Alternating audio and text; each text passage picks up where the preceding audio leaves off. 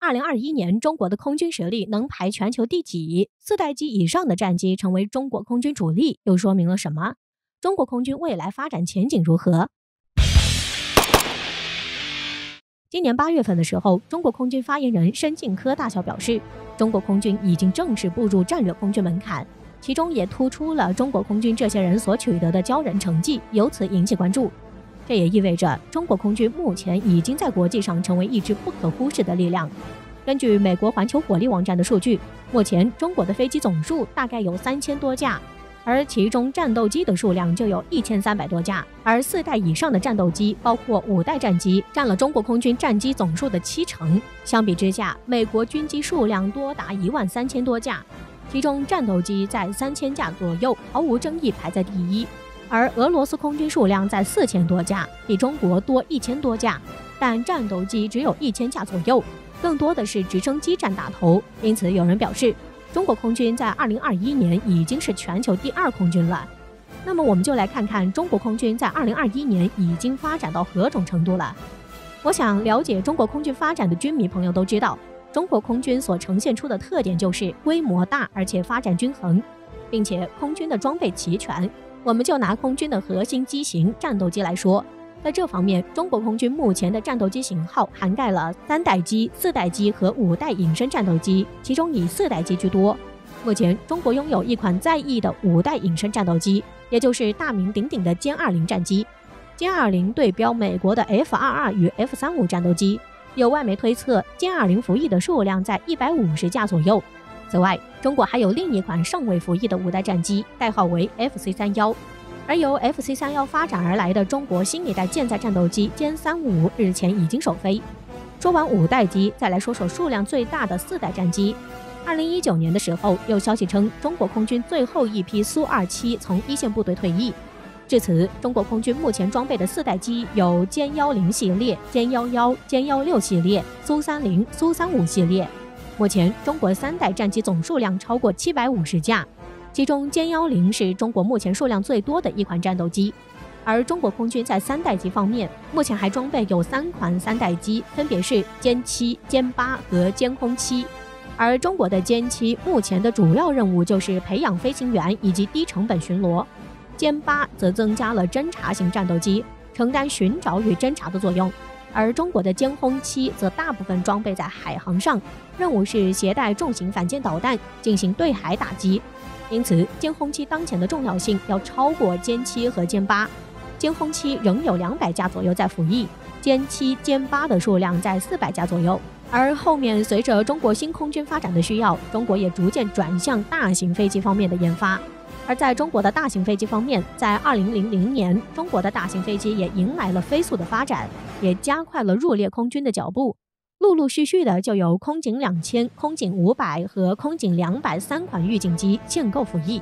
而且数量也是超过了30架。紧接着就有中国的运20大型运输机的陆续服役，其数量也达60架。然后在轰炸机方面也取得了较大的发展。中国的轰 6K、轰 6N 远程轰炸机的数量也在不断增加，现已经超过了200架。所以，随着这些机型的成功入列，使得中国的空军力量得到了不断壮大与发展，也是增强了中国空军的实力和战斗力，而且也促使中国空军逐渐迈入战略空军的行列。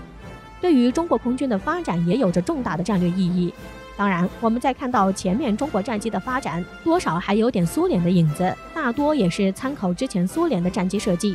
但是后面随着中国空军力量的发展和科技的进步与发展，使得中国完全有能力研发自己的第5代战机。这样一来，中国的第1架自主研发、完全具有自己特色的5代战机歼20战斗机就横空出世，这也是使得中国在5代战机的发展领先于世界。中国的歼20战斗机是由中国成都飞机工业集团公司研制，于2011年首度试飞，现已经正式服役。中国歼20战斗机作为中国首款第5代隐身战机，其隐身性与航电水平都达到了世界一流，也随即成为中国空军的中坚力量，大大增强中国空军的战斗能力和综合实力，是当之无愧的国之重器。加上今年中国成功研制出双座战斗机歼20 Ace，也是世界第1款双座隐身战斗机。随着中国歼20用上国产涡扇10发动机，这也让中国在战斗机的制造上成功实现了国产独立，摆脱了对外国进口发动机的限制。从此以后，中国可以自己生产先进的隐身战斗机。无论是从外在设计还是内部装置来看，中国歼20隐身战斗机都表现出了超高的工艺技术水平。